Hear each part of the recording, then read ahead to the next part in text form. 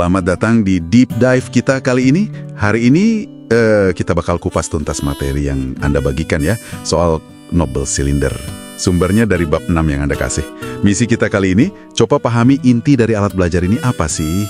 Itu tujuannya apa? Terus gimana cara kerjanya buat melatih perbandingan pada anak usia dini? Iya, Noble Cylinder. Ini menarik banget loh. Soalnya beda dari alat lain kayak Incas 3 Cylinder gitu ya. Yang biasanya kan ada rumah atau lubangnya ya buat pasangannya. Nah, kalau Noble Cylinder ini sengaja dibuat tanpa pasangan tetap. Jadi fokusnya itu murni membandingkan antar silindernya aja. Ada 4 set nih, warnanya beda-beda. Fokus dimensinya juga spesifik.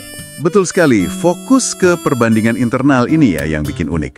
Oke, coba kita bedah satu-satu deh setnya biar kebayang. Pertama, ada set kuning. Ini isinya 10 silinder, tingginya sama semua. Tapi diameternya itu loh, dari yang gede banget sampai kecil. Jadi ini buat bedain besar kecil diameter, gemuk kurus gitu ya. Iya, betul. Fokusnya di situ. Terus kedua, set biru. Sama 10 silinder juga, tapi kali ini kebalikannya. Diameternya yang sama persis, tingginya yang bervariasi. Ada yang jangkung banget, ada yang pendek banget. Jadi buat bedain tinggi pendek. Tinggi pendek, benar. Ketiga, set merah. Nah, ini 10 silinder lagi. Tingginya sama semua lagi nih, tapi diameternya yang beda-beda. Dari paling lebar sampai paling tipis. Mirip sama yang kuning tadi ya, tapi mungkin nuansanya lebih ke lebar tipis. Bisa dibilang gitu, penekanannya sedikit beda di vocabulary-nya nanti. Oke, terus yang keempat, nah ini dia nih, set hijau. Katanya paling challenging ya? Iya, bisa dibilang gitu. Ada 10 silinder, tapi diameter sama tingginya itu variasinya kebalik. Jadi ada silinder yang lebar tapi pendek, terus makin ke sana makin tipis tapi malah makin tinggi. Gitu ya? Persis, jadi dimensinya berbanding terbalik. Ini memang butuh pengamatan lebih jeli. Kalau bicara tujuan ya, tujuan langsungnya jelas. Ngajarin konsep ukuran, dimensi, secara visual, secara taktil juga karena diraba. Tapi yang fundamental sebetulnya itu tujuan tidak langsungnya loh. Pengalaman sensorik yang konkret kayak gini, ngerasain beda berat, ukuran dimensi pakai tangan ini, ngebangun sirkuit penting di otak anak Anda. Ini bukan cuma main-main biasa, ini beneran membangun fondasi. Fondasi untuk apa tuh? Buat paham konsep abstrak kayak lebih besar dari, lebih kecil dari, urutan, jauh sebelum mereka kenal simbol matematika formal. Sekaligus ini melatih koordinasi motorik halus sama persepsi visual secara intensif. Oke. Dan materi Anda nyebutin ini cocoknya buat anak mulai usia sekitar 2,5 tahun ya? Iya, sekitar usia segitu. Yang menarik juga nih konsep kontrol kesalahannya. Katanya visual dan mandiri atau self-correcting. Maksudnya gimana tuh? Maksudnya anak bisa lihat sendiri kalau urutannya ada yang salah. Misalnya pas nyusun dari besar ke kecil, kok ada yang janggal? Dia bisa sadar sendiri, oh ini kayaknya ketukar, tanpa harus kita kasih tahu terus-menerus. Dia belajar dari observasi hasil kerjanya dia sendiri. Wah, keren ya. Belajar dari kesalahan sendiri secara langsung. Oke, nah sekarang masuk ke bagian yang seru nih. Gimana cara ngajarinnya atau presentasinya? Di materi Anda kan disebut ada beberapa cara ya, tapi ada 2 yang utama kayaknya. Meraba dan mengurutkan sama 3 period lesson. Tepat sekali. Jadi presentasi yang pertama meraba dan mengurutkan. Biasanya pemandu atau di Montessori kita sebut directrice atau guru itu ngasih contoh dulu. Misalnya ini pakai set kuning. Dia keluarin silindernya satu-satu dari wadahnya. Terus dia raba pelan-pelan seluruh permukaannya pakai kedua tangan. Bener-bener dirasain dimensinya. Ini penting banget nih penekanan di aspek sensoriknya. Dirasain ya, bukan cuma dilihat. Iya, baru setelah itu dia susun berurutan, misalnya dari yang paling besar ke paling kecil. Nah, kalau udah, baru deh anak Anda diajak nyoba. Acak lagi, terus dia raba sendiri, susun lagi. Kebayang sih pentingnya sensasi raba itu. Oke, terus kalau yang 3 period lesson itu gimana? Kayaknya ini metode klasik Montessori ya? Iya, betul.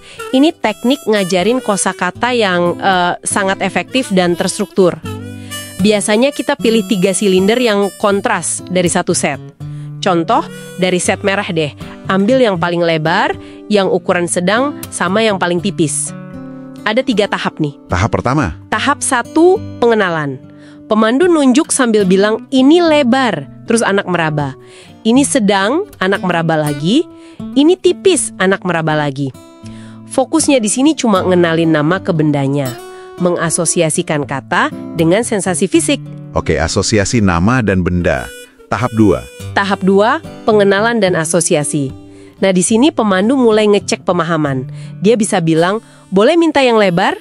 Atau coba tunjukin mana yang tipis. Jadi anak harus nunjukin atau ngasih benda yang sesuai instruksi. Sip.